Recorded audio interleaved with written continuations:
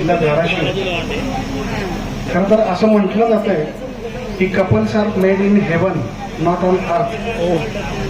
परंतु आज गर्जे साहेबांनी किंवा भाऊसाहेब समाज परभणींनी असं दाखवलंय की couples are made in Parbhani. त्यामुळं मी संयोजकाचा सर्व पालकांच्या वतीने या ठिकाणी हार्दिक हार्दिक आभार व्यक्त करतो. आणि अशाच प्रकारचे उपक्रम वारंवार आपण आयोजित करूयात.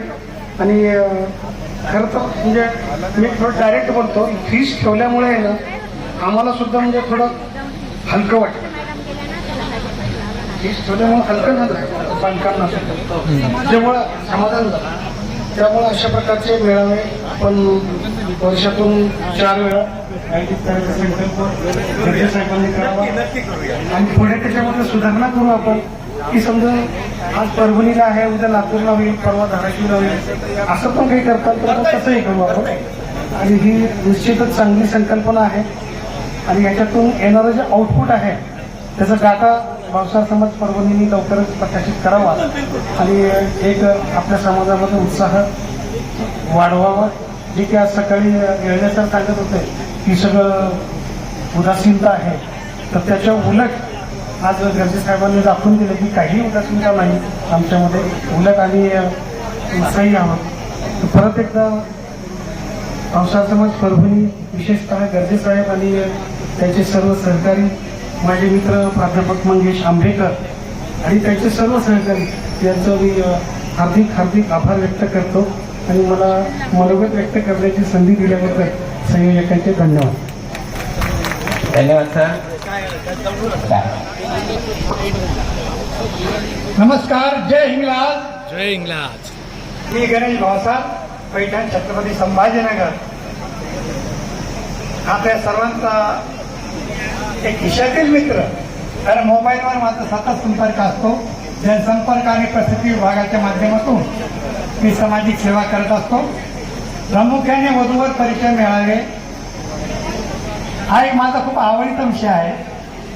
मी स्वतः जवळजवळ 40 वर्षापासून माझे 3 ग्रुप चालवतो. या माध्यमातून बरीचशी लग्न कार्य जुळतात आणि आज प्रत्येकाचे संसार आनंदाने उभे आहेत, हे खूप समाधान वाटतं. वधूवर परिचय मेळावे दरवर्षी प्रत्येक विभागामध्ये रिजन वाईज होतात, परंतु त्यात अतिशय गर्दी असल्यामुळे उच्च शिक्षकांची अतिशय कुतूहल होते आणि त्यांना या अशा मेळाव्यामध्ये हजर राहायला थोडी अडचण निर्माण होते.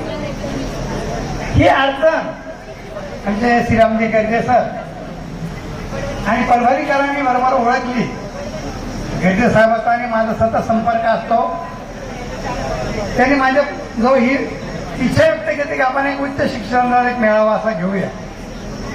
मी त्यांना म्हणलं 100% घ्या. आणि तो दिवस आज या ठिकाणी आपल्याला पाहायला मिळतो. लिमिटेड मर्यादित स्वरूपाचा 25 मुलं आणि 25 मुली, उपवर मुलामुलींचा आणि पालकांचा मेळावा नव्हे, एक स्नेह मिलन असा हा सुंदर असा कार्यक्रमाचं नियोजन परभणी भाऊसाहेब समाजाच्या वतीने, श्री विमलांबिका देवी मंदिरच्या वतीने आज 100% यशस्वी झाला असं म्हणलं तर काही कमी पाण्यात होणार नाही. यामध्ये परभणीकरांची प्रचंड मेहनत, त्यांच्या टीमचं अतिशय मोलाचं असं सहकार्य यात लाभलेलं आहे. आमच्या महिला मंडळाच्या या सर्व भगिनी मी सकाळपासून पाहतोय, अगदी 8 वाजल्यापासून इथे अविरत उभे आहेत. आत्ताशी थोडसा ते जरा कुणासमोर बसल्या, बरोबर त्यांचं करावं तेवढं कौतुक कमी आहे. अशा या नारी शक्तीला मी खरोखर प्रणाम करतो, कारण शेवटी महिलेशिवाय कोणतंच काम यशस्वी होत नाही, हा इतिहास आहे.